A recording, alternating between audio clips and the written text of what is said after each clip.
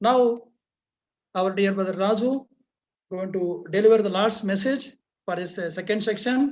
I'll request brother Raju can take this time and deliver the Lord's message, and followed, and as well as we have the Tamil translation. Brother Raju will speak in English. The same will be translated into Tamil language. Our brother Emmanuel from Villupuram. I'll request brother Emmanuel to translate into the Tamil. அன்புக்குரிய சகோதர சகோதரர்களே, இந்த ஒரு பகுதியை கூட அருமை சகோதரர் ராஜ் அவர்கள் எடுத்துக்கொண்டு கர்த்தருடைய வார்த்தைகளை பகிர்ந்தளிக்கும்படியாக கிறிஸ்துக்குள்ள வருகன் வரவேற்கிறேன். அது மட்டுமல்லாமல் சகோதரர் ராஜு அவர்கள் ஆங்கிலத்தில் பேசக்கூடிய அந்த சத்திய தூதை நமக்கு தமிழ்ல மொழிபெயர் தரும்படியாக அன்பு சகோதரர் இம்மானுவேல் அவர்களை விழுப்புரம் அவர்களை கிறிஸ்துக்குள்ள நான் வருகன் கூட வரவேற்கிறேன். Thank you brethren.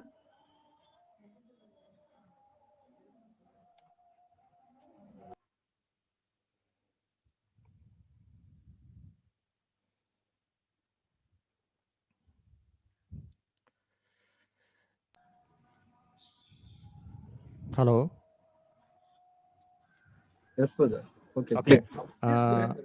I hope my audio is very clear to everybody. Yes, brother. Okay, thank you. A very good morning to all dear brothers and sisters in Christ Jesus, and very good evening to some of the brethren all over the world. உலகெங்கும் இருக்கக்கூடிய அன்பு சகோதர சகோதரிகளுக்கு என்னுடைய காலை வணக்கத்தையும் மாலை வணக்கத்தையும் தெரிவித்துக் கொள்கிறேன். I thank my Heavenly Father and my Lord and Savior Jesus Christ for giving me this wonderful opportunity to speak before you all. உங்கள் அனைவரும் முன்பாக தேவனுடைய வார்த்தைகளை பகிர்ந்தளிக்கும்படியாக எனக்கு தேவன் கொடுத்துட்டு தான் இந்த அருமையான சந்தர்ப்பத்திற்கு நம்முடைய பரலோக பிதாவிற்கும் நம்முடைய அருமை இரட்சகருக்கும் இந்த நன்றியை நான் எடுத்துக் கொள்கிறேன். I also thank the convention committee for organizing this wonderful convention and giving me an opportunity to serve his little flock. இந்த அருமையான ஒரு சந்தர்ப்பத்தில் இந்த ஒரு மாநாட்டிலும் தேவனுடைய வார்த்தைகளை பகிர்ந்தளிப்பதற்கு எனக்கு வாய்ப்பு கொடுத்ததான கன்வென்ஷன் கமிட்டியினர் அனைவருக்கும் கூட என்னுடைய நன்றியை தெரிவித்துக் கொள்கிறேன். In this time, I bring you the loving greetings of the various brethren from Mysore, Davangere, Goa, Hunsur, Hubli, and Bangalore. அநேக பகுதிகளில் இருக்கக்கூடியதான வெவ்வேறு எக்லிஷியாஸுடைய அன்பை வாழ்த்துக்களை தெரிவித்துக் கொள்கிறேன். சகோதரர் அந்த ஊருடைய பெயர்கள் சொன்னார்கள். அந்த அனைத்து எக்லிஷியாவுடைய அன்பு வாழ்த்துக்களை தெரிவித்துக் கொள்கிறேன். Also special greetings from my wife and my son Joshua. எனது மனைவி மற்றும் என்னுடைய மகன் யோசுவாவுடைய வாழ்த்துக்களையும் உங்களுக்கு தெரிவித்துக் கொள்கிறேன். Dear brethren, today we are going to study about a vision that is mentioned for us in book of Zechariah chapter 1. Zechariah தீர்க்கதரிசன புத்தகம் முதலாவது அதிகாரத்தில் கொடுக்கப்பட்டிருக்கக்கூடியதான ஒரு தரிசனத்தை குறித்து இந்த நாளிலே நாம் பார்க்க போகிறோம். And that vision is a vision of the peaceable kingdom. அந்த தரிசனம் என்ன என்று சொன்னால் அது சமாதான ராஜ்யம் குறித்ததான ஒரு தரிசனம். I offer this as my humble suggestion for the saints to ponder upon. ஒவ்வொரு பரிசுத்தவான்களும் இதை நீங்கள் தியானம் செய்யும்படியாக உங்களை அன்போடு கூட கேட்டுக்கொள்கிறேன். But before going to the subject, let us look into the background as to why God gave this vision to prophet Zechariah. இந்த தியானத்திற்குள்ள நாம் கடந்து செல்வதற்கு முன்னதாக தேவன் எதற்காக இப்படிப்பட்டதான ஒரு தரிசனத்தை ஜகரியாவிற்கு கொடுத்தார் என்றதான ஒரு பின்னணியத்தை குறித்து நாம் சற்று நேரம் தியானிக்கலாம். We all know that King Cyrus had given a decree for the Jewish people to build the temple at Jerusalem. எருசலேமில் உள்ள தேவாலயத்தை கட்டி எழுப்பும்படியாக கோரேஸ் ராஜா அவர் சட்டம் போட்டிருந்தார் அப்படின்றது நமக்கு தெரிந்தது. But unfortunately, there was lot of obstacles in the construction of the temple. ஆனால் தேவாலயம் கட்டுவதற்கு பலதரப்பட்ட இடையூறுகள் இருந்ததை நாம் பார்க்கிறோம். Therefore, to encourage the Jews to continue rebuild the temple, God gave this vision to Zechariah. ஆகவே உற்சாகத்தோடு மீண்டுமாக அந்த ஆலயம் கட்டெழுப்பப்படும்படியாக தேவன் இப்படியான ஒரு தரிசனத்தை ஜகரியா மூலமாக வெளிப்படுத்தி இருக்கிறார். Hence we read in verse 7 that this vision was given to Zechariah in the second year of King Darius. தரியு ராஜாவுடைய இரண்டாம் வருஷத்துல இப்படிப்பட்டதான ஒரு தரிசனம் கொடுக்கப்பட்டது என்று நாம் 7வது வசனத்திலே நாம் பார்க்கிறோம். Now let us go to the vision, verse 8. இப்பொழுது நாம் தரிசனத்துக்குள்ளாக நாம் கடந்து செல்லலாம். I saw by night, and behold a man riding upon a red horse, and he stood among the myrtle trees that were in the bottom, and behind him were there red horses, speckled and white. இன்று ராத்திரி சிவப்பு குதிரையின் மேல் ஏறி இருந்த ஒரு புருஷனை கண்டேன். அவர் பள்ளத்தாக்கில் இருக்கிற மிருது செடிகளுக்குள்ளே நின்றார். அவருக்கு பின்னாலே சிவப்பும் மங்கின நிறமும் வெண்மையுமான குதிரைகள் இருந்தன. Verse 9, as we all wonder what is the meaning of this vision, similarly Zechariah also wondered and questioned the angel of the Lord, saying in verse 9, இந்த தரிசனம் எதை குறித்தது என்று நாம் அனைவரும் வியந்து இருப்பது போன்றே சகரியா தீர்க்கதரிசியும் வியந்து இருந்தார். அவர் அந்த தூதனிடத்தில் கேட்டார், இது எப்படிப்பட்டதான தரிசனம் என்று. அதற்கான பதிலை நாம் 9ஆம் வசனத்தில் நாம் பார்க்கிறோம். so what did the angels reply? The angel தூதன் என்ன replied saying, சொல்கிறார்? these are they whom the Lord has sent to walk to and fro through the earth. நான் என் ஆண்டவரே இவர்கள் யார் என்று கேட்டேன். என்னோட பேசுகிற தூதன் அவர், இவர்கள் யார் என்று நான் உனக்கு காண்பிப்பேன் என்று சொன்னார். இவர்கள் பூமி எங்கும் சுற்றி பார்க்க கர்த்தர் அனுப்பினவர்கள் என்றார் என்று தூதன் பதில் சொல்கிறார். So what did the horses reply after going forth to and fro through the earth? Verse 11, it says, we have walked to and fro through the earth, and behold, all the earth sitteth still and is at rest. பூமி எங்கும் சுற்றி பார்க்கிறவர்கள் என்ன செய்தார்கள் அப்படின்னு நம்ம பார்க்கின்ற பொழுது, பூமி எங்கும் சுற்றி பார்த்தோம், இதோ பூமி முழுவதும் அமைதலும் அமெரிக்கையுமாய் இருக்கிறது என்றார்கள். Now let us read verses 12 to 17. வசனங்கள் 12 முதல் 17 வரையிலும் நாம் கவனிக்கலாம். The angel of the Lord answered and said, O Lord of hosts, how long wilt thou not have mercy on Jerusalem and on the cities of Judah, against which thou hast had indignation these 70 years? அப்பொழுது கர்த்தருடைய தூதன் மறுமொழியாக, சேனைகளின் கர்த்தாவே, இந்த 70 வருஷமாய் நீர் கோபம் கொண்டிருக்கிற எருசலேமின் மேலும் யூதா பட்டணங்களின் மேலும் எந்த மட்டும் இறங்காதிருப்பீர் என்று சொல்ல, அப்பொழுது கர்த்தர் என்னோடு பேசின தூதனுக்கு நல்வார்த்தைகளையும் ஆறுதலான வார்த்தைகளையும் பிரதியுத்தரமாக சொன்னார். Verse 13, and the Lord answered the angel that talked with me with good words and comfortable words. என்னோட பேசின தூதனுக்கு கர்த்தர் நல்வார்த்தைகளையும் ஆறுதலான வார்த்தைகளையும் பிரதியுத்தரமாக சொன்னார். Verse 14, so the angel that communed with me said unto me, cry thou saying, thus saith the Lord of hosts, I am jealous for Jerusalem and for Zion with great jealousy. வசனம் 14, அப்பொழுது என்னோட பேசின தூதன் என்னை நோக்கி, சேனைகளின் கர்த்தர் உரைக்கிறது என்னவென்றால், நான் எருசலேமுக்காகவும் சீயோனுக்காகவும் மகா வைராக்கியம் கொண்டிருக்கிறேன். Verse 16, I am returned to Jerusalem with mercies, my house shall be built in it. And verse 17, my cities through prosperity shall yet be spread abroad, and the Lord shall yet comfort Zion and shall yet choose Jerusalem. வசனங்கள் 16, 17, ஆகையால் மன உருக்கத்தோடு எருசலேம் இடத்தில் திரும்பினேன் என்று கர்த்தர் சொல்கிறார். என் ஆலயம் அதிலே கட்டப்படும், எருசலேமின் மேல் அளவு நூல் பிடிக்கப்படும் என்று சேனைகளின் கர்த்தர் சொல்கிறார் என்று கூறு என்றார். இன்னும் என் பட்டணங்கள் நன்மையினால் பரம்பி இருக்கும். இன்னும் கர்த்தர் சீயோனை தேற்றரவு பண்ணுவார். இன்னும் எருசலேமை தெரிந்து கொள்வார் என்று சேனைகளின் கர்த்தர் சொல்கிறார் என்று பின்னும் கூறு என்றார். Dear brethren, if you clearly observe these verses, verse 11 seems to suggest that the world is at rest. But verse 12 suggests that God's mercy has not returned to Israel yet. இந்த வசன பகுதியில் நாம் கவனிக்கின்ற பொழுது 11ஆவது வசனத்திலே பூமி எங்கும் பூமியை சுற்றி நாம் பார்க்கின்ற பொழுது அது அமைதலும் அமெரிக்குமா இருக்கிறது அப்படின்ட்டு வசனம் 11 நம்ம கவனிக்கிறோம். ஆனால் வசனம் 12 நம்ம கவனிக்கின்ற பொழுது, நீர் கோபம் கொண்டிருக்கிற எருசலேமின் மேலும் யூதா பட்டணங்களின் மேலும் எந்த மட்டும் இறங்காதிருப்பீர் என்று சொல்லப்பட்டிருக்கிறதை நாம் கவனிக்கிறோம். How is this possible? How can the whole earth be at rest and no mercy on Israel? யூதா முழுசும் ஓய்ந்திருக்கின்ற பொழுது, இஸ்ரேல் பூமி எங்கும் அமைதலா இருக்கின்ற பொழுது இஸ்ரேலில் மாத்திரம் எப்படி குழப்பம் நிலவ முடியும்? Dear brethren, we all know God's plan and who is first in it. நாம் அனைவருக்கும் தேவனுடைய திட்டம் நமக்கு தெரியும். அதில் யார் முதலாவது இருப்பார் அப்படின்றது நமக்கு தெரியும். Is it the Jews or the Gentiles? It is the Jews who are first and the Gentiles second. முதலாவது யூதர்களா, இரண்டாவது புறஜாதியாரா, அல்லது புறஜாதியார் முதலாவதா, யூதர்கள் இரண்டாவதா? Therefore we read in Romans 2nd chapter verse 9 and 10. It says, tribulation and anguish upon every soul of man that doeth evil, of the Jews first and also of the Gentiles. But glory, honor and peace to every man that worketh good, to the Jew first and also to the Gentiles. ரோமர் 2வது அதிகாரம் வசனங்கள் 9 மற்றும் 10 நாம் கவனிக்கின்ற பொழுது, முன்பு யூதரிலும் பின்பு கிரேக்கரிலும் பொல்லாங்கு செய்கிற எந்த மனுஷ ஆத்மாவுக்கும் உபத்திரவமும் வியாகுலமும் உண்டாகும். முன்பு யூதரிலும் பின்பு கிரேக்கரிலும் எவன் நன்மை செய்கிறானோ அவனுக்கு மகிமையும் கனமும் சமாதானமும் உண்டாகும். These verses clearly tells us the Jews are first in God's plan. Next comes the Gentiles. அப்ப இந்த வசனங்கள் மூலம் நாம் புரிந்து கொள்வது என்னவென்றால், தேவனுடைய திட்டத்தில் முதலாவது யூதர்கள், பின்புதான் புறஜாதியினர் என்பது நமக்கு தெளிவாகிறது. If this is the case, then how can the whole earth be at rest while there is no peace in Israel, as per Zechariah 1st chapter verse 12?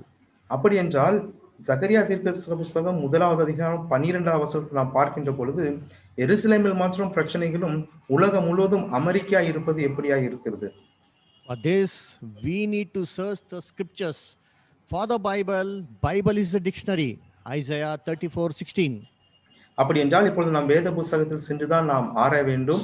என்றால் இந்த வேத புஸ்தகத்திற்கு அகராதி என்றால் அது வேத புஸ்தகம் தான். அப்போ ஏசாயா தீர்க்கதரிசன புஸ்தகம் 34வது அதிகாரம் 14வது வசனத்தை நாம் கவனிக்க வேண்டும். Now let us all open our Bibles to Zechariah 8th chapter, where the meaning of Zechariah 1st chapter 12 to 17 is given very elaborately. சகரியா 1வது அதிகாரம் வசனங்கள் 12 முதல் 17 வரையிலும் இருக்கக்கூடிய வசன பகுதிகளில் இந்த தரிசனமானது விவரமாக கொடுக்கப்பட்டிருக்கிறது. அந்த வசனத்தை நாம் மீண்டுமாக நாம் கவனிக்கலாம். So let us open our Bibles to Zechariah chapter 8. சகரியா 8வது அதிகாரத்துக்கு நம்முடைய கவனத்தை நாம் செலுத்தலாம். Verses 1, 2 and 3. வசனங்கள் 1, 2, 3. Verse 2. Thus saith the Lord of hosts, I was jealous for Zion with great jealousy, and I was jealous for her with great fury. நான் சியோனுக்காக கடும் வைராக்கியம் கொண்டேன், அதற்காக மகா உக்கிரமான வைராக்கியம் கொண்டேன் என்று சேனைகளின் கர்த்தர் சொல்கிறார். Dear brethren, if you observe the same verses that is mentioned in Zechariah 1st chapter 14th verse is mentioned in verse 2. 1வது அதிகாரம் 14வது வசனத்திலே சொல்லப்பட்டிருக்கிற அதே வசனம் இங்கே 8வது அதிகாரம் 2வது வசனத்திலே சொல்லப்பட்டிருக்கிறது. Now verse 3, I am returned unto Zion, Jerusalem shall be called a city of truth, and the mountain of the Lord of hosts, the holy mountains. 3வது வசனத்தை நாம் கவனிக்கின்ற பொழுது, நான் சீயோனிடத்தில் திரும்பி எருசலேமின் நடுவிலே வாசம் பண்ணுவேன், எருசலேம் சத்திய நகரம் என்றும் சேனைகளுடைய கர்த்தரின் பர்வதம் பரிசுத்த பர்வதம் என்றும் அழைக்கப்படும் என்று கர்த்தர் சொல்கிறார். The same words which are mentioned in Zechariah 1st chapter verse 16 and 17 is also mentioned here.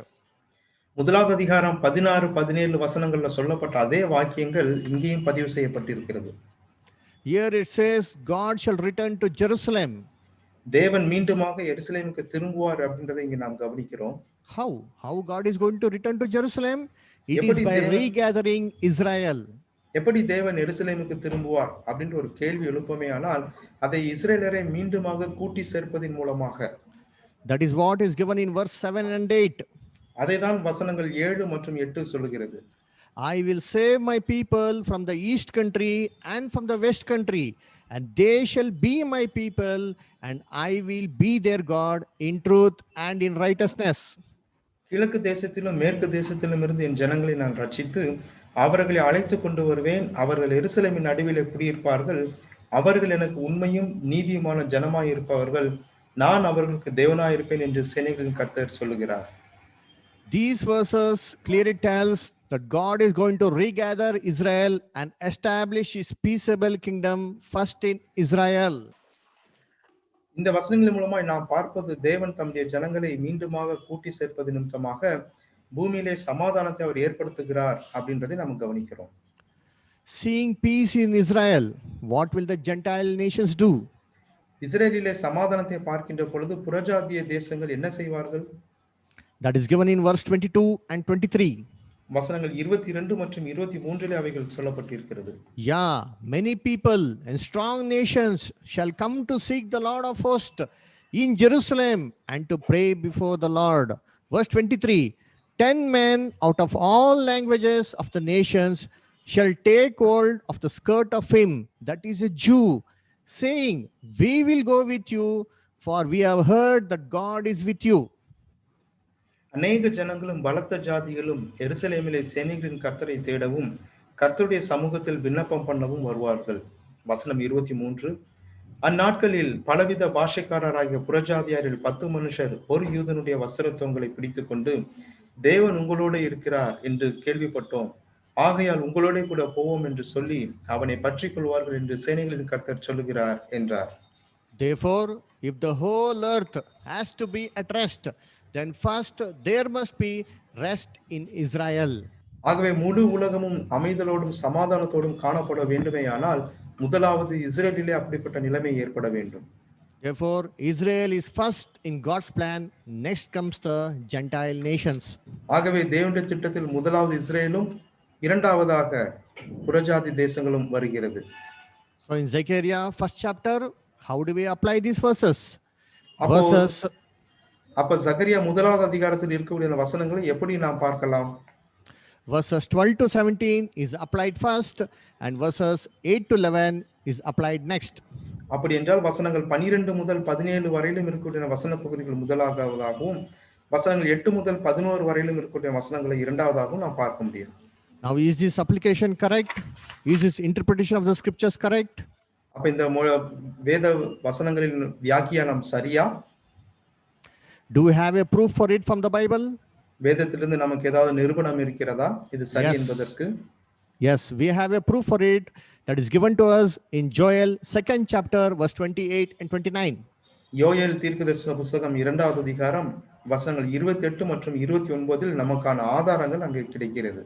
Where God tells that God shall pour out his spirit upon all flesh in verse 28. 28வது வசனத்தில் நாம் கவனிக்கின்ற பொழுது மாம்சமான யாவர் மேலும் என்னுடைய ஆவியை ஊற்றுவேன் என்று தேவன் சொல்லி இருக்கிறார். But in verse 29 God says God shall pour out his spirit upon his servants also. 29வது வசனத்தில் நாம் கவனிக்கின்ற பொழுது ஊழியக்காரர் மேலும் எனது ஆவியை ஊற்றுவேன் என்று சொல்லி இருக்கிறார். We clearly know that God's Holy Spirit is now not poured upon all flesh.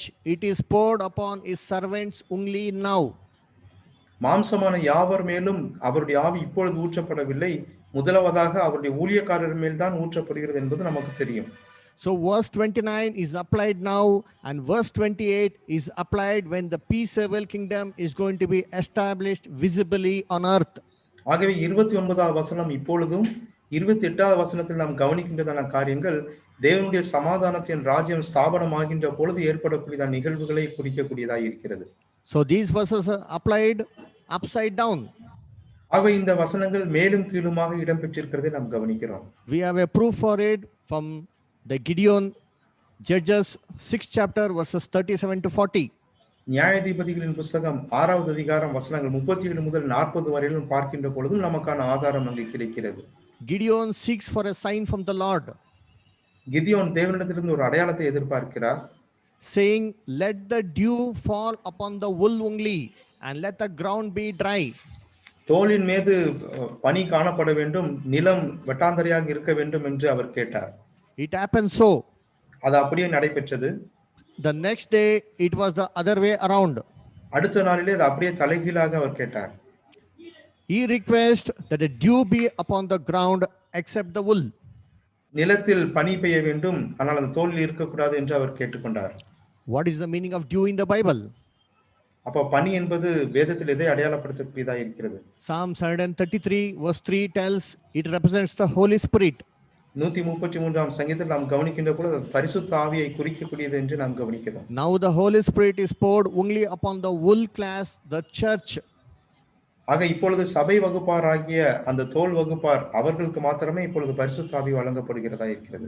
But during the 1000 years when the visible kingdom is established on earth, the Holy Spirit shall be poured upon the entire ground except the wool, the church class. ஆனா சமாதானத்தின் ராஜ்யம் ஸ்தாபனமாகின்ற பொழுது உலக தேசம் அனைத்து மக்கள் மீதும் அந்த பரிசுத்த ஆவி கொடுக்கப்படும் அப்படின்றதை நம்ம கவனிக்கிறோம். அப்பொழுது அங்க தோல் வகுப்பாராகிய சபையார் அங்கு இருக்க மாட்டார்கள். With this understanding, let us now try to decode the vision of Zechariah 1st chapter verses 8 to 11. ஆக இந்த ஒரு காரியங்களை அடிப்படையாக கொண்டு இப்ப முதலாவது அதிகாரத்தில் நாம் பார்த்ததான தரிசனத்திற்கு நேராக நாம் மீண்டும் கடந்து செல்லலாம். வசனங்கள் 8 முதல் 11 வரையிலும். Verses 8. And I saw by night, and behold, a man riding upon a red horse, and he stood among the myrtle trees that were in the bottom. Behind him were red horses, speckled and white. As we all wonder, similarly Zechariah also wondered and questioned the angel of the Lord, "What are these, my Lord?" இந்த 8வது வசனத்தை நாம் கவனிக்கின்ற பொழுது, இன்று ராத்திரி சிவப்பு குதிரையின் மேல் ஏறி இருந்த ஒரு புருஷனை கண்டேன். அவர் பள்ளத்தாக்கில் இருக்கிற மிருது செடிகளுக்குள்ளே நின்றார். அவருக்கு பின்னாலே சிவப்பும் மங்கின நிறமும் வெண்மையுமான குதிரைகள் இருந்தன. அப்ப இந்த வசனத்தை நாம் வாசிக்கின்ற பொழுது எப்படி நமக்குள் அநேக கேள்விகள் எழும்புகிறதோ, அதே போல தீர்க்கதரிசியாகிய ஜகரியாக்களோரும் அநேக கேள்விகள் எழுப்பிட்டு அவர் தூதனை நோக்கி அவர் கேட்க ஆரம்பிக்கிறார், இது என்ன என்று. Verse 10, for this the angel replied, "These are whom the Lord has sent to walk to and fro through the earth." வசனம் 10 நம்ம கவனிக்கின்ற பொழுது, இவர்கள் பூமி எங்கும் சுற்றி பார்க்க கர்த்தர் அனுப்பினவர்கள் என்கிறதான பதிலை நாம் கவனிக்கிறோம். And the horses replied saying, "We have walked to and fro through the earth, and behold, all the earth sitteth still and is at rest." நாங்கள் பூமி எங்கும் சுற்றி பார்க்கிறோம், பூமி முழுவதும் அமைதலும் அமெரிக்கையுமாய் இருக்கிறது அப்படின்றதான பதில் அங்க சொல்லப்படுகிறது நாம் கவனிக்கிறோம். Now what is the meaning of this vision? அப்ப இந்த தரிசனத்திற்கான அர்த்தம் தான் என்ன? The man upon the red horses came and stood among the myrtle trees which were in the bottom. அடிவாரத்தில் இருக்கக்கூடியதான சிவப்பு குதிரையின் மேல் அங்க ஒருவர் ஏறி இருக்கிறதை நாம் கவனிக்கிறோம். In the bottom means a valley, and valley usually is between the mountains. It is surrounded by the mountains. அப்ப பள்ளத்தாக்கு என்று நாம் சொல்கின்ற பொழுது இரு மலைகளுக்கு இடையே இருக்கக்கூடியதான ஒரு தாழ்வான பகுதியை குறிக்கக்கூடியதாக இருக்கிறது. So what does mountain mean in the Bible? அப்ப வேதத்திலே மலை என்பது எதை அடையாளப்படுத்துகிறது? We all know mountain represents the kingdom. நாம் அனைவரும் அறிந்ததே மலை என்பது அது தேவனுடைய ராஜ்யத்தை குறிக்கக்கூடியது. So this means this is something which is going to happen inside the kingdom.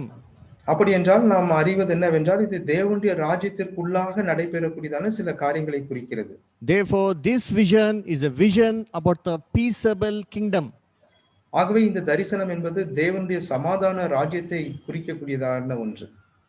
Now the man upon the red horses came and stood among the myrtle trees.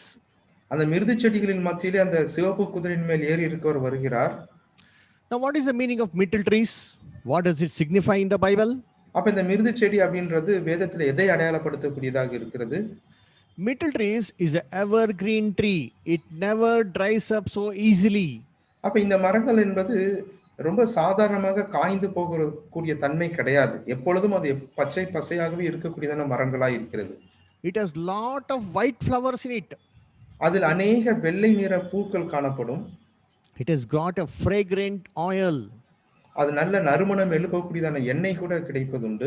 And there is lot of shade under these myrtle trees. இந்த மிருது செடிக்கு அடியே நல்ல நிழலும் அங்க கிடைக்கும். Hence in Israel these myrtle trees were used as a sign of purity and justice. ஆகவே இந்த மிருது செடிகள் என்பது இஸ்ரேலிலே தூய்மையை குறிக்கக்கூடியதான ஒரு பதமாக பயன்பட்டது. We all know when God gave the law to Israel, God had given lot of festivals to Israel, and one such festival was the Feast of Tabernacle. நமக்கு தெரியும் தேவன் ஏராளமான பண்டிகைகளை இஸ்ரேல் ஜனங்களுக்காக கொடுத்திருந்தார். அதில் ஒரு பண்டிகை தான் கூடார பண்டிகை என்பது. In this feast, the Jewish people were supposed to dwell under the booths of the tabernacle, which was made with the branches of olive tree, pine tree, palm tree, and myrtle trees. ஒலிவ மரம், பனை மரம் மற்றும் மிருது செடிகள் கொண்டதான ஓலைகளின் மூலமாக இவர்கள் தங்கி அந்த கூடாரத்தை உண்டு பண்ணி அந்த கூடாரத்தில் அவர்கள் தங்கி இந்த பண்டிகையை அனுசரிக்க வேண்டும். Nehemiah 8 chapter verse 14 and 15. நெகேமியா 8வது அதிகாரம் வசனங்கள் 14 மற்றும் 15. Why did God give such a feast of tabernacle to Israel? இப்படிப்பட்டதான கூடார பண்டிகையை தேவன் இஸ்ரேல் ஜனங்களுக்கு ஏன் கொடுத்தார்?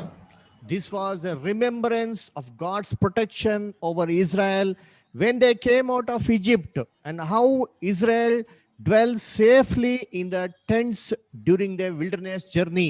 Leviticus 23rd chapter verse 42 and 43. எகிப்திலிருந்து இஸ்ரேல் ஜனங்கள் பாதுகாப்பாக வெளியே கொண்டு வரப்பட்டதும் அந்த வண்ணாந்திரத்தின் ஊடாய் அவர்கள் கடந்து வந்த பொழுது எப்படியாக தேவன் அவர்களை அற்புதமாக பாதுகாப்பாய் வழிநடத்தினார் என்பதை நினைவு கூறும்படியாக இப்படிப்பட்டதான பண்டிகை அனுசரிக்க வேண்டும் என்று அவர்கள் சொல்லப்பட்டது. இவற்றை குறித்து நாம் லேவியர் ஆகமத்தின் புஸ்தகம் 23வது அதிகாரம் வசனங்கள் 42 மற்றும் 43 நாம் கவனிக்கிறோம். Now, to understand the meaning of myrtle trees, we need to understand what is the opposite of myrtle trees. இந்த மிருது செடியை குறித்து நாம் புரிந்து கொள்ள வேண்டுமேயானால் இந்த மிருது செடிக்கு எதிராக அல்லது எதிர்மாறாக ஆப்போசிட்டாக இருப்பதை குறித்து நாம் கவனம் கொள்வது அவசியமாயிருக்கிறது. The opposite of the myrtle trees is the briar trees and the thorn trees. இந்த மிருது செடிக்கு எதிர்ப்பதம் என்னவென்றால் அது முற்கள் கொண்டதான மரங்களை குறிக்கலாம். Isaiah 55:12 and 13. ஏசாயா 55வது அதிகாரம் வசனங்கள் 12 மற்றும் 13 ஒரு உதாரணத்தை நாம் கவனிக்கிறோம். For you shall go out with joy and be led forth with peace. The mountains and the hills shall break forth before you into singing, and all the trees of field shall clap their hands. Instead of the thorn shall come up the fir trees. Instead of the briar shall come up the myrtle trees. ஏசாயா 55வது அதிகாரம் வசனங்கள் 12 மற்றும் 13. நீங்கள் மகிழ்ச்சியாய் புறப்பட்டு சமாதானமாய் கொண்டு போகப்படுவீர்கள். பர்வதங்களும் மலைகளும் உங்களுக்கு முன்பாக கம்பீரமாய் முழங்கி வெளியின் மரங்கள் எல்லாம் கைகொட்டும். முச்செடிக்கு பதிலாக தேவதாரு விருட்சம் முளைக்கும். காஞ்சோரிக்கு பதிலாக மிருது செடி எழும்பும். அது கர்த்தருக்கு கீர்த்தியாகவும் நிர்மூலமாகாத நித்திய அடையாளமாகவும் இருக்கும். We all know trees represents people in the Bible. மரம் என்பது தேவனுடைய வார்த்தைகள் நாம் கவனிக்கின்ற பொழுது அது மக்களை அடையாளப்படுத்துவதாகும். So the thorn and the briar trees represents the wicked and the evil people, the wicked rulers of this world. அப்போ முட்செடிகள் அல்லது முட்மரங்கள் என்று சொல்கின்ற பொழுது துன்மார்க்கமான ஜனங்களையும் துன்மார்க்கமான உலக ஆளுகிறவர்களையும் குறிக்கக்கூடியது. What did God say to Israel when he brought them to the land of Canaan? கானானுக்கு தேவன் தம்முடைய இஸ்ரேல் ஜனங்களை கொண்டு வந்த போது அவர்களுக்கு என்ன சொன்னார்? Numbers 33 verse 55.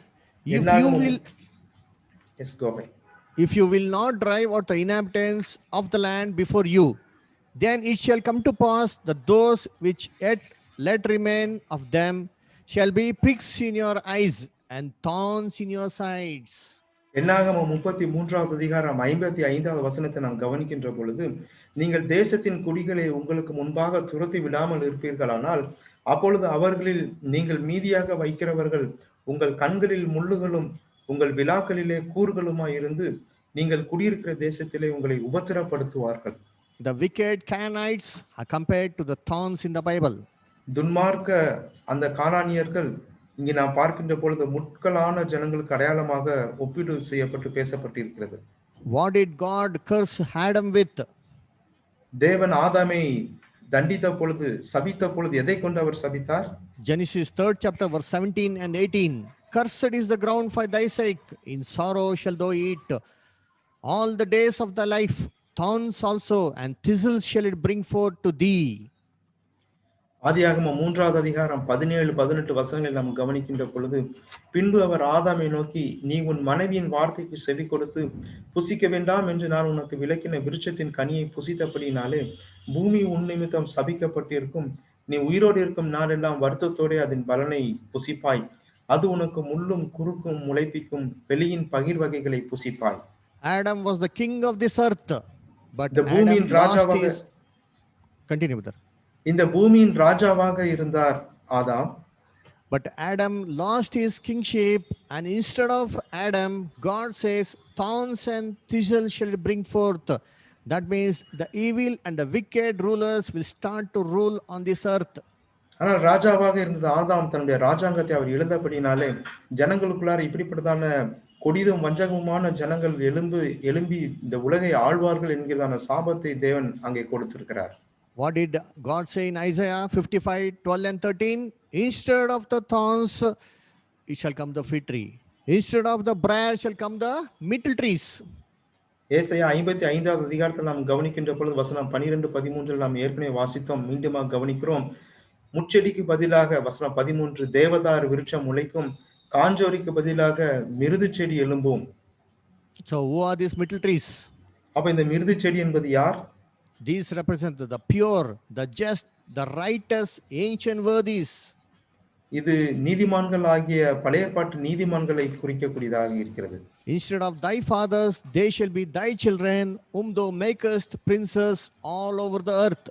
உமது பிதாக்களுக்கு பதிலாக உமது குமாரர்களை நீ வைப்பீர், அவர் பூமி என்றும் ராஜாக்களாய் இருப்பார்கள் என்ற வசனத்தை நாம் நினைவு கூற வேண்டும்.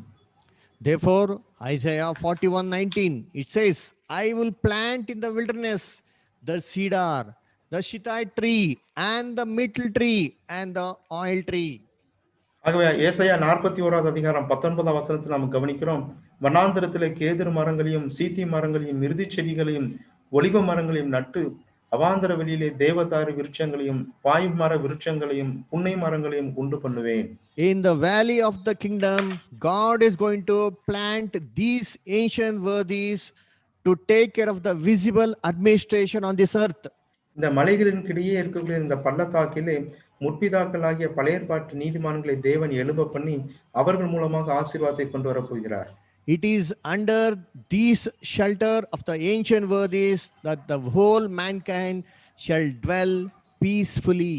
இந்த பழைய ஏற்பாட்டு நீதிமான்களின் அடியிலே தாபரமாய் இருந்து இந்த உலக ஜனங்கள் இந்த சமாதானத்தின் ராஜ்யத்தின் பலன்களை புசிப்பார்கள். Therefore, the characters of the myrtle trees, it was an evergreen tree, it had lot of white flowers, and it had got a fragrant oil, and it had lot of shade under it. ஆகவே இந்த மிருது செடிகளை மீண்டுமாக நாம் கவனிக்கின்ற பொழுது அது எப்பொழுதும் பச்சை நிறம் கொண்டதான ஒன்று, அதில் வெள்ளை பூக்கள் காணப்படும், அதில் வாசனை எண்ணெய்கள் கூட அங்கு வரும். அது மாத்திரமல்ல, அந்த மரத்தின் அடியே நல்ல நிழலும் கிடைக்கும்.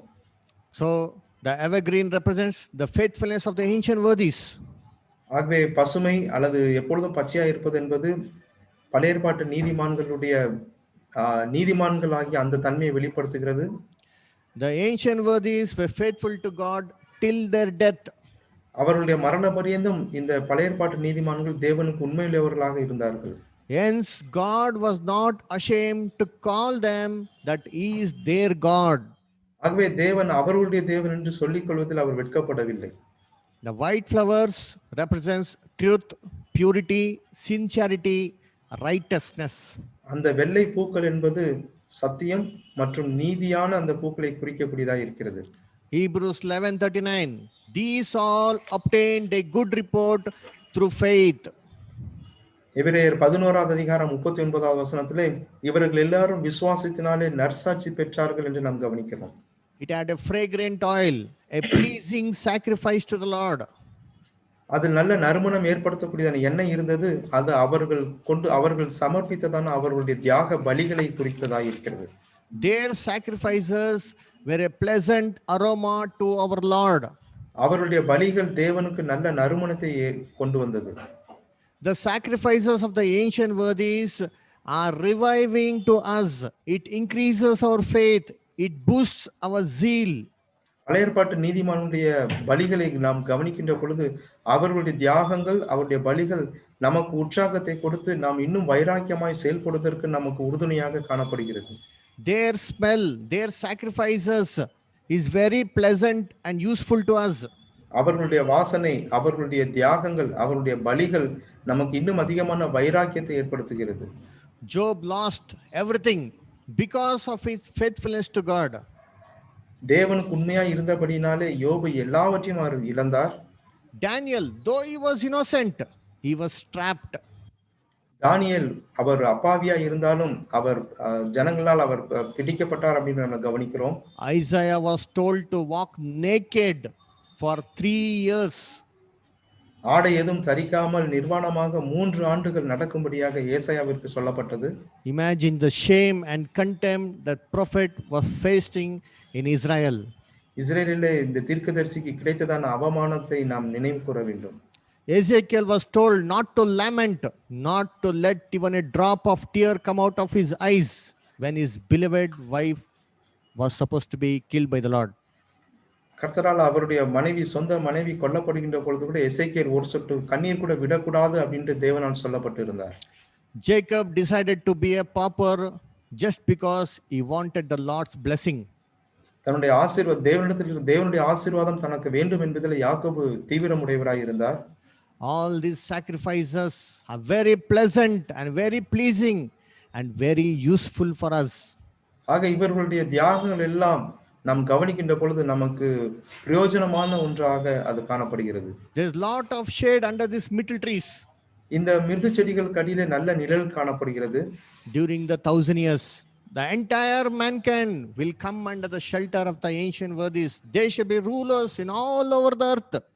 இந்த முற்பிதாக்கள் பூமி எங்கும் அவர்கள் ராஜாக்களாய் இருக்கின்ற பொழுது அனைத்து தேசத்து ராஜ்யங்களும் ஜனங்களும் இவர்களிடையிலே வருவார்கள். Hence Jesus said, in the kingdom you shall see Abraham, Isaac and Jacob, people coming from north to south, east and west, and sit in the kingdom.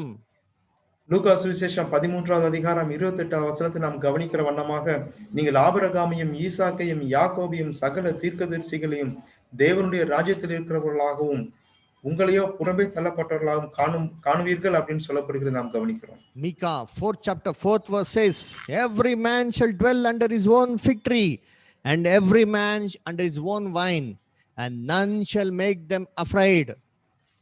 மீகா 4வது அதிகாரம் 4வது வசனத்துல கவனிக்கின்ற பொழுது, அவன் நாட்டின திராட்சை செடியின் கீழே அவன் தஞ்சமாயிருப்பான், எவற்றிற்கும் நாம் பயப்பட வேண்டியதில்லை அப்படின்னு சொல்லுகிறது நாம் கவனிக்கிறோம். As the people of Israel were supposed to dwell under this booth of tabernacle once a year as a sign of safety and shelter and protection from the Lord, similarly the whole mankind shall dwell under the shelter of the ancient worthies. None shall make them afraid. எப்படி வருஷத்துக்கு ஒரு முறையாக இந்த Israel ஜனங்கள் அவர்களுக்கு கொடுக்கப்பட்டிருந்தான் அந்த பண்டிகை அனுசரிப்பதற்காக இந்த கூடாரத்துக்குள் பிரவேசித்தார்களோ, அதே போல இப்படிப்பட்டதான கூடாரத்திற்குள்ளாக இந்த ஜனங்கள், உலக ஜனங்கள் வருவது நிமித்தமாக அப்படிப்பட்டதான ஆசீர்வாதத்தை அவர்கள் சுதந்திரித்துக் கொள்வார்கள். ஏனென்றால் அந்த கூடாரம் குறிப்பது தேவன் அவர்கள் கருளுகின்றதான பாதுகாப்பு. Now who is this on the red horses? இந்த சிவப்பு குதிரையின் மேல் ஏறி இருக்கவர் யார்? This represents our Lord Jesus Christ at his second advent. இது இரண்டாவது வருகையில வந்திருக்கக்கூடிய நம்முடைய அருமை இரட்சகரை குறிக்கக்கூடியது. How is this possible, brother? இது எப்படி சாத்தியமாகும்? Because Jesus is supposed to come on the white horses as per Revelation 19:11.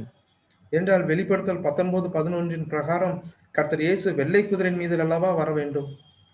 Yes, of course, Jesus comes in the white horses in book of Revelation, but in book of Zechariah he comes on the red horses. ஆம், வெளிப்படுத்தல் 19 அதிகாரம் 11 வசனத்தின் பிரகாரம் அவர் வெள்ளை குதிரையின் மீது தான் வர வேண்டும். ஆனால் சகரியா தரிசனத்தின் பிரகாரம் அவர் சிகப்பு குதிரையின் மீது வருகிறார்.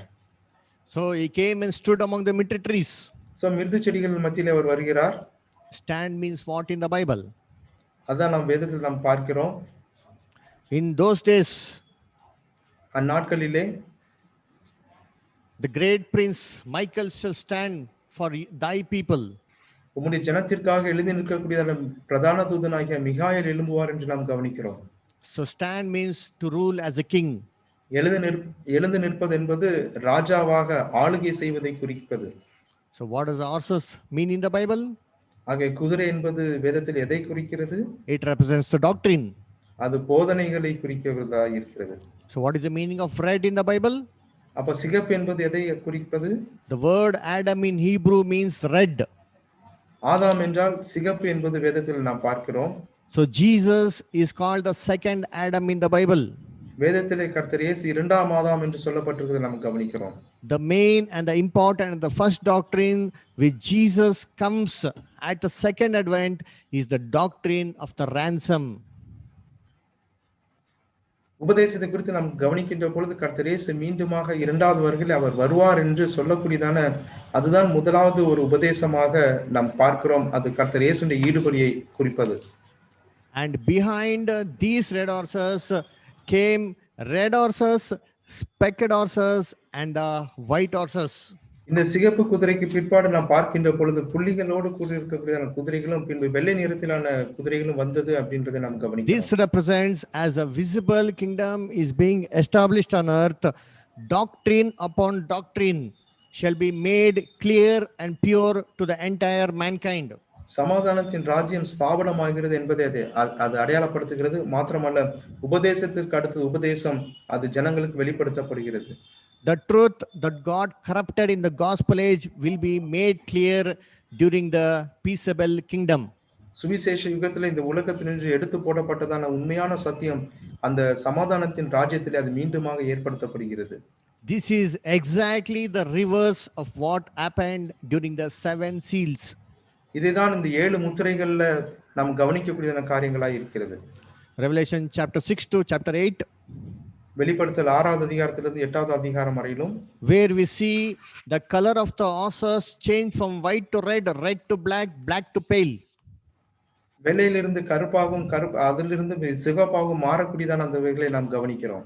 It was the same rider, but his character was changing and the doctrine got corrupted totally in the gospel age. குதிரையின் மீது ஏறி இருக்கிற அதேதான், ஆனால் நாம் கவனிக்கின்ற கூட அந்த உபதேசம் அது காலத்திற்கு ஏற்றாற்போல் அது மாறி குளறுபடிகளை ஏற்படுத்துகிறதை நாம் பார்க்கிறோம். The change of doctrine had its effect on the consecrated during the gospel age. இந்த சுவிசேஷ யுகத்தின் மீது இந்த உபதேசமானது அவர்கள் மத்தியிலே சில பாதிப்புகளை ஏற்படுத்துகிறதை நாம் பார்க்கிறோம். And God's beautiful attributes were also totally obscured. தேவனுடைய குணலட்சணங்களும் அங்க மாற்றப்பட்டிருக்கிறதை நாம் பார்க்கிறோம். Therefore we see whenever a seal was opened, there came a voice from one of the 4 beasts. ஆகவேதான் ஒவ்வொரு முத்திரையும் நாம் திறக்கப்படுகின்ற பொழுது நாம் கவனிக்கின்ற பொழுது மிகப்பெரிய சத்தம் வந்தது அப்படின்றதை நாம் பார்க்கிறோம்.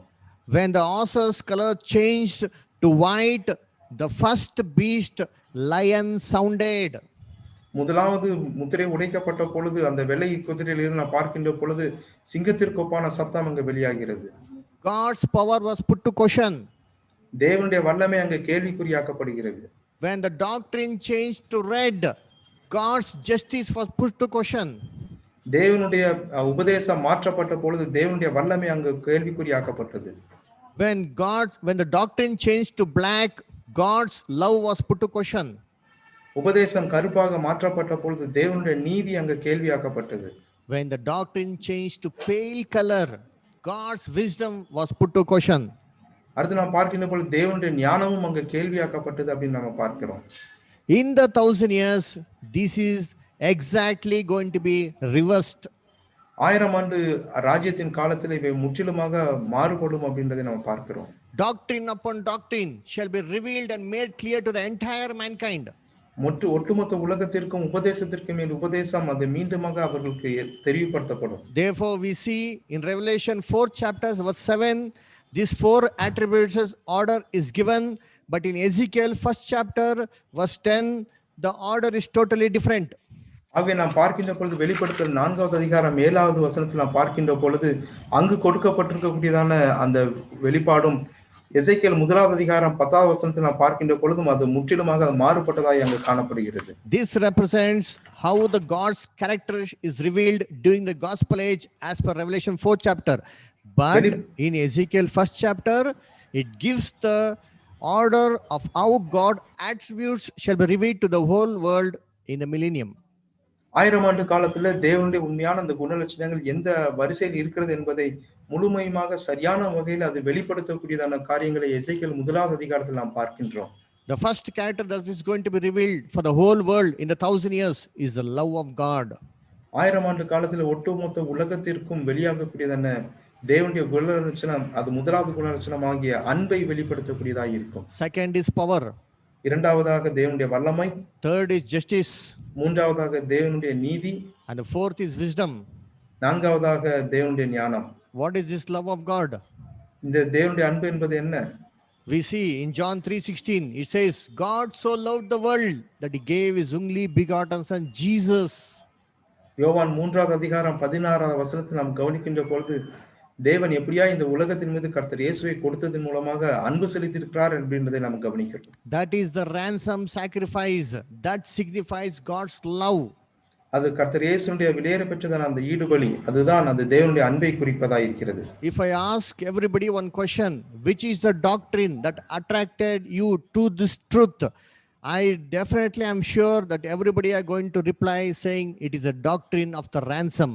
ஒருவேளை உங்கள் மத்தியில் நான் ஒரு கேள்வியை வைப்பேனானால் உங்களை சத்தியத்திற்குள்ளாக இழுத்தது எந்த ஒரு உபதேசம் என்று ஒருவேளை ஒரு கேள்வி எழுப்பேனே ஆனால் அநேகர் நீங்கள் சொல்வீர்கள் இது ransom குறித்ததான சத்தியம் என்று, ஈடுபலி குறித்த சத்தியம் என்று. This is the first thing which God is going to show to the whole mankind in the 1,000 years. 1000 ஆண்டு யுகத்திலே தேவன் இந்த ஜனங்களுக்கு காட்டக்கூடியதான முதலாவது குணமாக அது காணப்படும். Dear brethren, in the kingdom, everybody shall be resurrected. The evil people, for example, Bin Laden, Saddam Hussein, Hitler, Nero, all these people are going to be resurrected back to this earth. Bin Laden, Saddam Hussein, Hitler போன்ற அனைத்து ஜனங்களும் மீண்டுமாக உயிரோடு கூட இந்த உலகத்துல வருவார்கள் அப்படின்றதை நம்ம பார்க்கிறோம். And Hitler will be totally surprised to see himself back on this earth. Hitler மீண்டுமாக தாம் இந்த உலகத்திலே வந்திருப்பதை குறித்து அவருக்கே ஆச்சரியமாக இருக்கும். He will fear that everybody will come and kill him. எல்லாரும் வந்து தன்னை கொன்று விடுவார்கள் என்பது அவர் பயப்படுவார். Because of this fear, he committed suicide by shooting himself at point blank. ஏனென்றால் அவர் தன்னைத்தானே சுட்டு அவர் தற்கொலை செய்து கொண்டார் அப்படின்றதை நம்ம பார்க்கிறோம். Imagine in the 1,000 years. கொஞ்சம் கற்பனை செய்து பாருங்கள், 1000 ஆண்டு காலத்துல Instead of God giving punishment to Hitler, if he gives forgiveness to Hitler, what will be the reaction of Hitler? ஒருவேளை தேவன் அவரை கடிந்து கொள்வதை விட அவருக்கு ஹிட்லருக்கு ஒருவேளை தேவன் மன்னிப்பை கொடுப்பாரே, ஆனால் ஹிட்லருடைய மனநிலை எப்படிப்பட்டதாக இருக்கும்? He will surrender to God. அவர் தேவனிடத்தில் அப்படியே அவர் சரண்டர் ஆயிடுவார். This is the first character which is God is going to reveal for entire mankind. இதுதான் ஒட்டுமொத்த உலகத்திற்கும் தேவன் தன்னை வெளிப்படுத்தக்கூடியதான முதலாவது சுபாவமாக குணலட்சணமாக இருக்கிறது. The second character is the character of the resurrection, the power. இரண்டாவது குணலட்சணம் அப்படின்னு சொல்வது தேவனுடைய வல்லமை, அது உயிர்த்தெழுதலின் வல்லமை. When everybody are going to be resurrected with the same body, with all the same futures, with even the same memory, everybody will be stunned at the power of God. அனைவரும் உயிரோடு கூட எழுந்து வருகின்ற பொழுது அதே அவர்கள் பெற்றிருந்ததான ஞாபக சக்தியோடு அதே அவர்களுடைய சொந்த சரீரத்தில் எந்திரிச்சு வருகின்ற பொழுது அது தேவனுடைய வல்லமையை அவர்களுக்கு வெளிப்படுத்தக்கூடியதாக இருக்கும். And the third character that shall be revealed is justice, by revealing the penalty for sin is death and not eternal torture. பாவத்தின் சம்பளம் மரணம், மாறாக அது நித்தியமான ஒரு ஆக்கினை அல்ல என்பதை ஜனங்களுக்கு உணர்த்தும்படியாக தேவனுடைய நீதியானது மூன்றாவது குணலட்சணமாக ஜனங்களுக்கு வெளிப்படுத்தப்படும். Many of the grievous sinners, they shall be shocked when they see that wages of sin is death and that they are not in hell being tormented forever and ever. பாவத்தின் சம்பளம் மரணம் தான், மாறாக அது நித்தியமான அக்னியிலே போட்டு வறுத்தெடுப்பது அல்ல அப்படின்றதை கொடூரமான பாவிகள் அவர்கள் அறிகின்ற பொழுது அறியக்கூடியவர்களாய் அவர்கள் இருப்பார்கள். The last character that should be revealed is the wisdom of God, when everybody will understand that God has permitted evil to rule on this earth for 6,000 years so that mankind might gain experience. 6000 ஆண்டு காலங்கள் இந்த மனுக்குலம் தன்னுடைய அனுபவத்திற்குள்ளாக கடந்து செல்ல வேண்டும் அப்படின்றதுக்காக தேவன் அனுமதித்திருந்தார் அப்படின்றதை வெளிப்படுத்தக்கூடியதான தேவனுடைய ஞானமானது நான்காவது குணலட்சணமாக அவர்களுக்கு வெளிப்படுத்தப்படும். Dear brothers and sisters, as the doctrine upon doctrine, the red horses, behind it the specs horses, behind it the white horses, as a doctrine upon doctrine shall be revealed to the whole world, it shall help the mankind to walk up the highway of holiness. இந்த பரிசுத்தமான இந்த பாதையிலே அவர்கள் கடந்து செல்லும்படியாக ஒட்டுமொத்த மனுக்குலத்திற்கும் உபதேசத்திற்கு மேல் உபதேசமாக இவர்களுக்கு கொடுக்கப்படும் அப்படின்றதை தான் இந்த ஒவ்வொரு குதிரைகளும் அடையாளப்படுத்துவதாய் நாம் அங்கு கவனிக்கிறோம். The truth shall have effect on the people. சத்தியம் ஜனங்கள் மத்தியிலே தாக்கத்தை ஏற்படுத்தும். Isaiah 32:15 to 18. ஏசாயா 32வது அதிகாரம் வசனங்கள் 15 முதல் 16 வரை நாம் பார்க்கிறோம். Until the Spirit be poured upon us from on high, and the wilderness be a fruitful field, and the fruitful field be counted for a forest, then judgment shall dwell in the wilderness, and righteousness remain in the fruitful field. Verse 17, and the work of righteousness shall be peace. Underline, peace. The work of righteousness shall be peace. The effect of righteousness, quietness and assurance forever.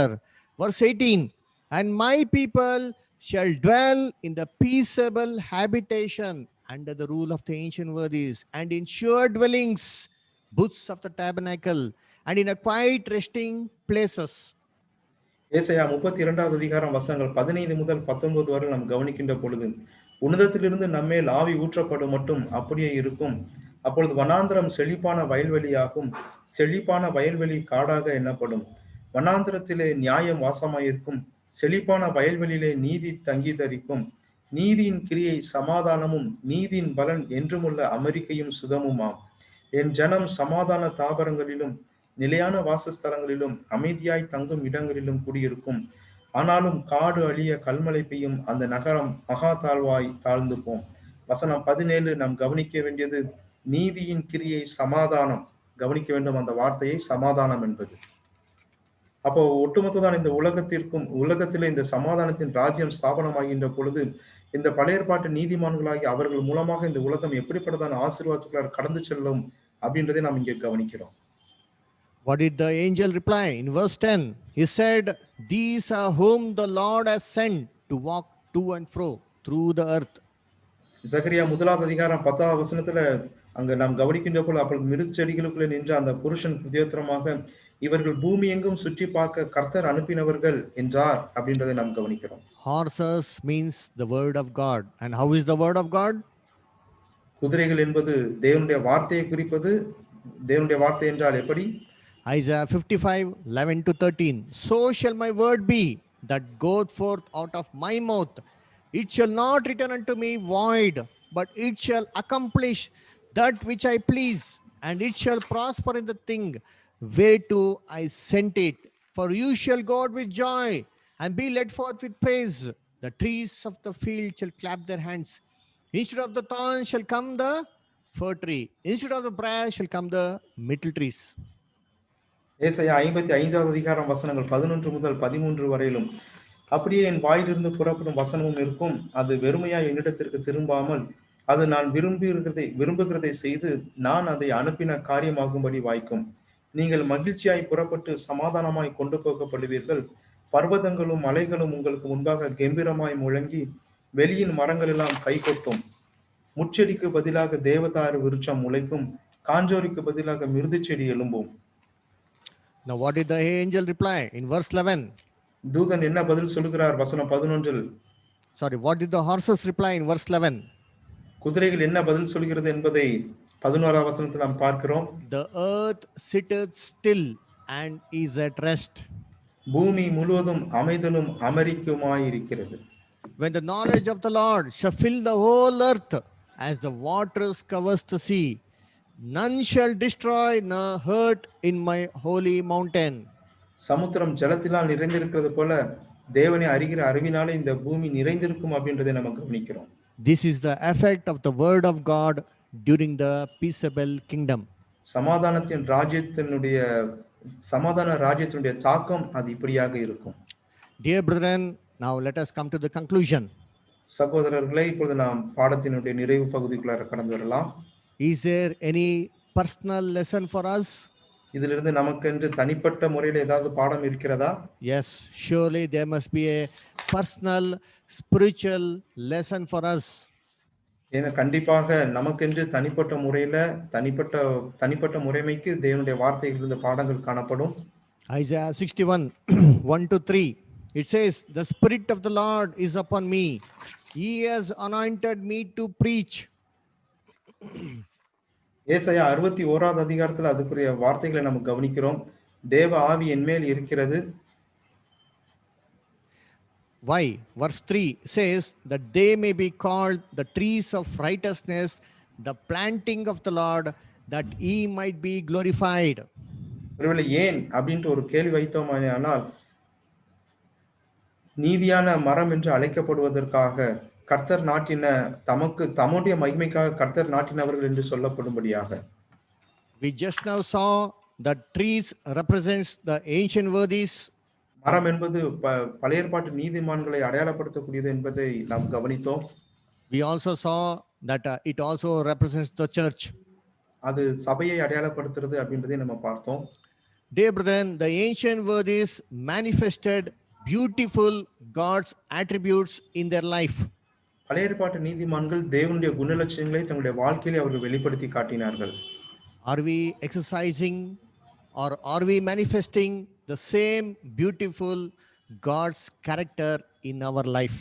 அதே போன்ற அருமையான தேவனுடைய குணலட்சணங்களை நம்முடைய வாழ்க்கையில் நாம் பிரதிபலித்து காட்டுகிறோமா என்பதை நாம் சிந்திக்க வேண்டும். Or are we exercising our power and our authority and ruling over the Lord's flock? அல்லது ஒருவேளை தேவனுடைய மந்தையின் மீது நம்முடைய ஆதிக்கத்தை செலுத்துகிறவர்களாய் நாம் இருக்கிறோமா? Or else are we executing God's justice which God has given to us very strictly and very harshly in disfellowshipping the brethren? அல்லது தேவன் நம்ம கையில கொடுத்திருக்கிற ஜனங்கள் மீது ஜனங்களை புறக்கணிப்பது, சபையிலிருந்து ஓரம் கட்டுவது போன்றதான காரியங்கள் நாம் ஈடுபடுகிறோமா? Or are we showing off our wisdom for pomp and show? ஒருவேளை அடுத்தவர்கள் பார்க்கும்படியாக நம்முடைய ஞானத்தை வெளிப்படுத்துகிறவர்களாய் இருக்கிறோமா? Dear brethren, the least and the last thing that matters is our love for the brethren. கடைசியாக மற்றும் இறுதியாக மற்றும் முக்கியமான ஒன்று என்னவென்றால் சகோதரர்கள் மத்தியிலே நம்முடைய அன்பை வெளிப்படுத்துவது என்பது. Dear brethren, there is a beautiful verse which I came to know from a discourse by a brethren from US.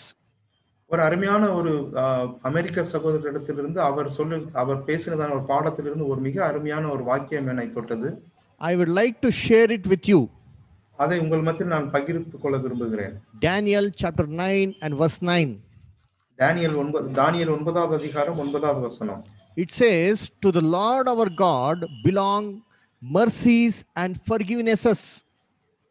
அந்த 9வது அதிகாரம் 9வது வசனத்தை நாம் கவனிக்கின்ற பொழுது தேவனிடத்தில் மன்னிப்பு மற்றும் இரக்கம் இருக்கிறது என்பதை நாம் கவனிக்கிறோம். It doesn't say forgiveness, but it says forgivenesses. அது மன்னிப்பு என்று அல்ல, மன்னிப்புகள் என்று சொல்லப்படுகிறது நாம் பார்க்கிறோம். Why does it say forgivenesses? அது என்ன மன்னிப்புகள் அப்படின்றது? Because Lord is abundant in mercy and in love. என்றால் தேவன் தம்முடைய இரக்கத்திலும் அன்பிலும் ரொம்ப அபரிதமாய் அவர் இருக்கிறார். Therefore we read in Psalms 86 chapter verse 5. ஆகவே 86வது சங்கீதம் 5வது வசனத்தை நாம் கவனிக்கின்ற பொழுது, For thou Lord art good and ready to forgive, plenteous in mercy unto all them that call upon thee. ஆண்டவரே நீர் நல்லவரும் மன்னிக்கிறவரும் உம்மை நோக்கி கூப்பிடுகிற யாவர் மேலும் கிருபை மிகுந்தவருமாய் இருக்கிறீர். God is always ready to forgive anybody at any cost if they repent and call upon him. மனம் திரும்பி தேவனை கூப்பிடுகிற யாவரையும் அவர்கள் எப்படிப்பட்டவர்களாக இருந்தாலும் அவர்களை மன்னிப்பதற்கு தேவன் ஆயத்தமாகவே இருக்கிறார். The blood of Jesus Christ cleanses us from all sin, all. நம்முடைய பாவங்கள் எல்லாவற்றையும் கர்த்தருடைய விலையேறப்பெற்ற பலியின் மூலமாக இரத்தத்தின் மூலமாக மன்னிக்கப்படுகிறது. Are we ready to forgive the brethren and show this beautiful character in our life? இந்த அருமையான குணலட்சணங்களை நம்முடைய வாழ்க்கையில வெளிப்படுத்தி நம்முடைய உடன் சகோதரர்களை மன்னிப்பதற்கு நாம் ஆயத்தமாக இருக்கிறோமா? What did Jesus say in Luke 17 chapter verse 3 and 4?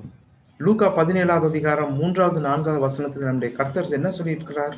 If thy brother trespass against thee, rebuke him, and if he repent, forgive him. 13வது வசனம் லூக்கா 17:3, உன் சகோதரன் உனக்கு விரோதமாய் குற்றம் செய்தால் அவனை கடிந்து கொள், அவன் மனஸ்தாபப்பட்டால் அவனுக்கு மன்னிப்பாயாக. And if he trespasses against thee 7 times a day, and 7 times in a day, turn again to thee, saying, I repent, you shall forgive him. அவன் வசனம் 4, அவன் ஒரு நாளில் 7 தரம் உனக்கு விரோதமாய் குற்றம் செய்து 7 தரமும் உன்னிடத்தில் வந்து நான் மனஸ்தாபப்படுகிறேன் என்று சொன்னால் அவனுக்கு மன்னிப்பாயாக என்றார். Dear brethren, it seems very difficult to even forgive once a day. அன்பு சகோதரர்களே, ஒரு முறை கூட ஒரு நாள்ல மன்னிப்பது அப்படின்றது கடினமாக இருக்குது. Dear brethren, if we need forgivenesses from God, we need to forgive each other. அன்புக்குரியவர்களே, தேவனிடத்திலிருந்து நாம் மன்னிப்பை பெற வேண்டுமே ஆனால் நாம் அடுத்தவர்களை மன்னிக்கிறவர்களாய் இருக்க வேண்டும். Just imagine if God doesn't give any chances for us, if he gives only one chance of forgiveness, only for one mistake, how will we be? நாம் செய்யக்கூடிய ஒரு தவறுக்கு ஒருவேளை தேவன் மன்னிக்காமல் போய்விட்டால் நம்முடைய நிலைமை எப்படிப்பட்டதா இருக்கும்? Can we stand before God? தேவனுக்கு முன்னதாக நாம் நிற்க முடியுமா? What did Jesus say in Luke 6:37? லூக்கா 6:37 கர்த்தர் என்ன சொல்லியிருக்கிறார்? Judge not, and you shall not be judged. மற்றவர்களை ஆக்கினைக்குள்ளாகும்படி நீங்கள் தீர்க்காதிருங்கள் அப்படின்ட்டு அவர் சொல்லியிருக்கிறார். Condemn not, and you shall not be condemned. நீங்களே ஆக்கினைக்கு உட்படுத்தாதீர்கள், அப்பொழுது நீங்களும் ஆக்கினைக்கு உட்படாதிருப்பீர்கள். Forgive, and you shall be forgiven. மன்னியுங்கள், அப்பொழுது நீங்களும் மன்னிக்கப்படுவீர்கள். If you forgive one time, you shall all be forgiven one time. நீங்கள் ஒரு 7 முறை times, then you shall also receive forgiveness 7 times. நீங்கள் ஒரு முறை மன்னிப்பீர்களேயானால் நீங்களும் ஒரு முறை மன்னிப்பை பெறுவீர்கள். நீங்கள் 7 முறை மன்னிப்பீர்களேயானால் நீங்களும் 7 முறை மன்னிப்பை பெறுவீர்கள். Apostle Paul tells about a incident in 2 Corinthians 2nd chapter verses 6 to 8. 2 கொரிந்தியர் 2வது அதிகாரம் வசனங்கள் 6 முதல் 8 வரையிலும் இருக்கக்கூடிய பகுதிகளை அப்போஸ்தலன் பவுல் குறிப்பிடுகின்ற பொழுது, verse 6, sufficient to such a man is this punishment which was inflicted of many. வசனம் 6 நாம் கவனிக்கின்ற பொழுது, அப்படிப்பட்டவனுக்கு அநேகரால் உண்டான இந்த தண்டனை போதும் அப்படின்னு அவர் சொல்கிறார். Who is this man? யார் அந்த மனிதர்? Apostle Paul is speaking about a person where it is mentioned in 1 Corinthians 5th chapter 11th verse. முதல் கொரிந்தியர் 5வது அதிகாரம் 11வது வசனத்துல சொல்லப்பட்டிருக்கிற காரியத்தை குறித்து அப்போஸ்தலன் பவுல் இங்கே குறிப்பிடுகிறார். Verse 7, he says, so that contrariwise you ought rather to forgive him and comfort him, lest perhaps such a one should be swallowed up with overmuch sorrow. அப்ப நாம் இங்கே கவனிக்கின்ற பொழுது, அவன் அதிக துக்கத்தில் அமிழ்ந்து போகாதபடிக்கு நீங்கள் அவனுக்கு மன்னித்து ஆறுதல் செய்ய வேண்டும் அப்படின்ட்டு அவர் குறிப்பிடுகிறார். Verse 8, wherefore I beseech you that you would confirm your love towards him. வசனம் 8, அந்தபடி உங்கள் அன்பை அவனுக்கு காண்பிக்கும்படி உங்களை வேண்டிக் கொள்கிறேன் அப்படின்னு சொல்கிறார். Why does Apostle Paul say like this? ஏன் அப்போஸ்தலன் பவுல் இப்படி சொல்ல வேண்டும்? Verse 11, வசனம் 11, lest Satan should take an advantage of us, for we are not ignorant of his devices. சாத்தானாலே நாம் மோசம் போகாதபடிக்கு அப்படி செய்தேன், அவனுடைய தந்திரங்கள் நமக்கு தெரியாதவைகள் அல்லவே. One of the devices of the devil is to divide and rule. சாத்தானுடைய மிக பெரிதான ஒரு யுக்தி என்னவென்றால் பிரித்து ஆள்வது. He knows very well a kingdom divided against himself can never stand. ராஜ்யத்திற்கு விரோதமாக ராஜ்யம் பிளந்து இருப்பது என்பது அது எப்பொழுதும் நிலை நிற்காது அப்படின்றதை சாத்தான் அறிவார். To cause these divisions, Satan will use this as a tool among the brethren. ஆகவே சகோதரர் மத்தியிலே இப்படிப்பட்டதான குழப்பத்தை எழுப்புவதற்காக அவர் கையாளக்கூடியதான ஒரு மிக பெரிதான ஒரு தந்திரமான ஒரு யுக்தி. Therefore Apostle Paul warns in Galatians 5th chapter 15th verse saying, if you bite and devour one another, take heed that you be not consumed one of another. கலாத்தியர் 5வது அதிகாரம் 15வது வசனத்தை நம்ம கவனிக்கின்ற பொழுது, உங்களே நீங்கள் பட்சிப்பீர்களேயானால் அது எப்படி இருக்கும் அப்படின்ட்டு அவர் கேள்வி எழுப்புகிறார். Dear brethren, the word of God is so powerful. அன்புக்குரியவர்களே, தேவனுடைய வார்த்தைகள் அது வல்லமை மிகுந்தது. It is going to change the entire mankind of the wicked people. ஒட்டுமொத்ததான மனுக்குலத்தையும் அது மாறச் செய்ய போகிறது. எப்பேற்பட்டதான துன்மார்க்கராக இருந்தாலும் அவர்களை மாற்றும். But what effect is it having upon us in our life? நம்ம மீதும் நம்முடைய வாழ்க்கையின் மீதும் அது எப்படிப்பட்டதான தாக்கத்தை உடையதாக இருக்கிறது.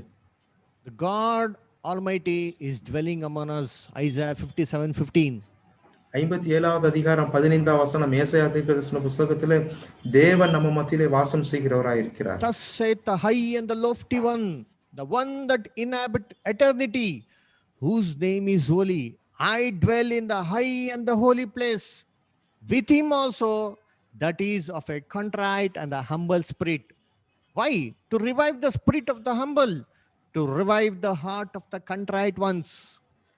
ஏசாயா 57வது அதிகாரம் 15வது வசனம், நித்திய வாசியும் பரிசுத்தர் என்கிற நாமம் உள்ளவராகிய மகத்துவமும் உன்னதமுமானவர் சொல்லுகிறார், உன்னதத்திலும் பரிசுத்த ஸ்தலத்திலும் வாசம் பண்ணுகிற நான் பணிந்தவர்களின் ஆவியை உயிர்ப்பிக்கிறதற்கும் நொறுங்கினவர்களின் இருதயத்தை உயிர்ப்பிக்கிறதற்கும் நொறுங்குண்டு பணிந்த ஆவியுள்ளவர்களிடத்திலும் வாசம் பண்ணுவேன்.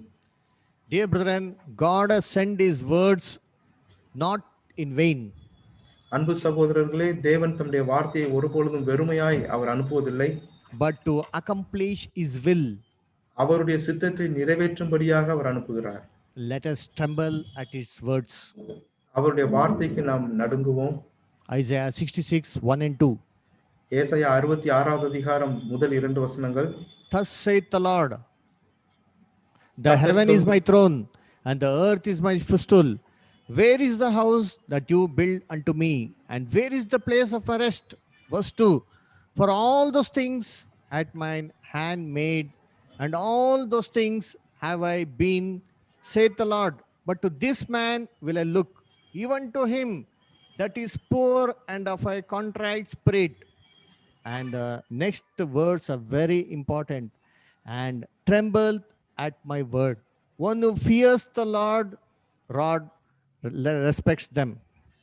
ஏசாயா 66வது அதிகாரம் முதல் 2 வசனங்களை நாம் கவனிக்கலாம். கர்த்தர் சொல்லுகிறது என்னவென்றால், வானம் எனக்கு சிங்காசனம், பூமி எனக்கு பாதப்படி.